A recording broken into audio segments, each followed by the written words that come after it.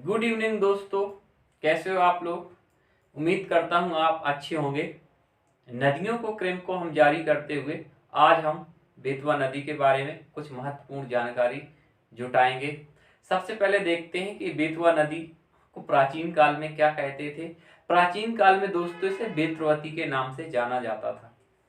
इसकी अगर उद्गम की बात करें तो ये विंध्याचल पहाड़ी से होते हुए रायसेन के कुमरा गांव में जाती है और रायसेन के कुमरा गांव से इसका उदय होता है विंध्याचल।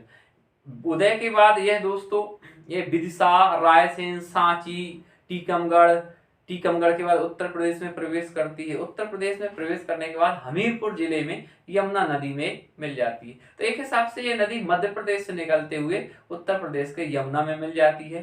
तो प्राकृतिक उत्तर प्रदेश और मध्य प्रदेश के जो बीच प्राकृतिक सीमा रेखा है, तो एक प्राकृतिक सीमा रेखा है बेतवा नदी ही निर्मित करती है। इसकी कुल लंबाई दोस्तों 480 किलोमीटर लंबाई है। इसमें कुछ सहायक नदियां हैं जैसे जामनी नदी, बीना नदी, धसान नदी इसकी मुख्य सहायक नदी है। ये जो इसकी सहायक नदियां बीना नदी हैं, ये बीना नदी सागर के पास राहतगढ़ और भालकुंड एक सुंदर दर्शनीय जलप्रपातों का निर्माण करती हैं। इन जलप्रपातों पे बड़ी संख्या में देश से विदेश के लोग जाकर के देखते हैं और प्राकृतिक रूप से बड़े सुंदर जलप्रपात है। अब दोस्तों ये जो नदी है, अब मध्य प्रदेश में इतना इस नदी में प्रदूषण काफी है।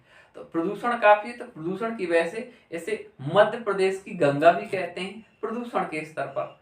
अब ये नदी ज्यादातर बुंदेलखंड में जो जगह है, फेमस जगह रायसेन, विदिशा, सारी चीजें किनारे किनारे, झांसी है, तो इनके किनारे किनारे शहर बसे हुए हैं और ज्यादातर जो बुंदेलखंड एरिया में सिंचाई के लिए हो या पानी पीने के लिए हो तो ये नदी बेतवा नदी का ही उपयोग करते हैं। इसलिए बुंदेलखंड की जीवन रेखा भी कहा जाती है, क्योंकि कहीं ना कहीं उद्योगों के लिए, पीने के लिए, सिंचाई के लिए बेतवा नदी पर ही निर्भर है, तो इसे बुंदेलखंड की जीवन रेखा भी कहा जाता है।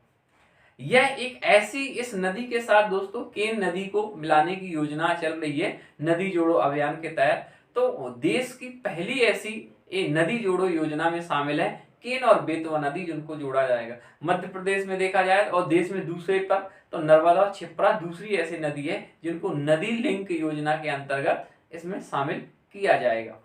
इसमें दोस्तों कुछ परियोजनाएं भी हैं या बांध भी निर्मित किए गए हैं, जैसे माता टीला बांध को महारानी लक्ष्मीबाई बांध भी कहते हैं, ये निर्मित किया गया है। सिंचाई के लिए कुछ नहरों का निर्माण किया गया है। इनमें हलाली नहर, भांडेर नहर जो सिंचाई के लिए बहुत ज्यादा यूज की जाती है, इसको निर्मित किया गया है। साथ में इसमें और भी बहुत सारी चीजों का निर्माण किया गया, बहुत उद्देश्य परियोजनाओं का निर्माण किया गया है।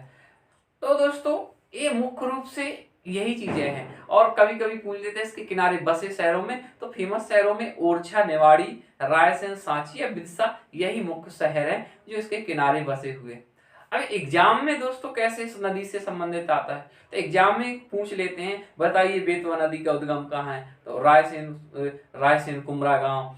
ये पूछ सकता है कि किन की पहाड़ियां हैं, सतपुड़ा की पहाड़ी, विंध्याचल की पहाड़ी, तो ये विंध्याचल की पहाड़ी के अंतर्गत ये आता है। इसमें पूछ लेते हैं कि बताइए इनमें से इनकी सहायक नदियां कौन हैं, तो सहायक नदियों के बारे में आ जाता है, जैसे धसान नदी हो गया, जामनी नदी हो गया, बीना नदी हो गया। कुंड इनके झरने से संबंधित आता है कि राहतगढ़ जलप्रपात किस नदी पर है, तो ये बेतवा की सहायक बीना नदी पर है। इससे संबंधित और क्वेश्चन आ सकता है कि माता टीला डैम का निर्माण कहाँ किया गया है, या झांसी के पास में किया गया है, किस नदी पर है, बेतवा नदी पर है। तो ये सारे क्वेश्चन दोस्तों इसमें आने की संभावना है। तो ये आज का जो टॉपिक था बुंदेलखंड का टॉपिक था, और उम्मीद करता हूँ कि बुंदेलखंड की जो जीवन रेखा नदी बेतवा नदी है ये आपको क्लियर हुई होगी। अगर समझ में आया, अच्छा लगे वीडियो तो लाइक सब्सक्राइब करना, ताकि नेक्स्ट वीडियो की अपडेशन आपको जल्दी से जल्दी मिल सके। दोस्तों हम कोशिश करेंगे नेक्स्ट वीडियो आपको जल्दी से जल्दी उपलब्ध हो। तब तक के लिए आप लोगों का बहुत बहुत धन्यवाद। देखने के लिए, वीडियो सब्सक्राइब करने के लिए बहुत बहुत शुक्रिया, बहुत बहुत धन्यवाद।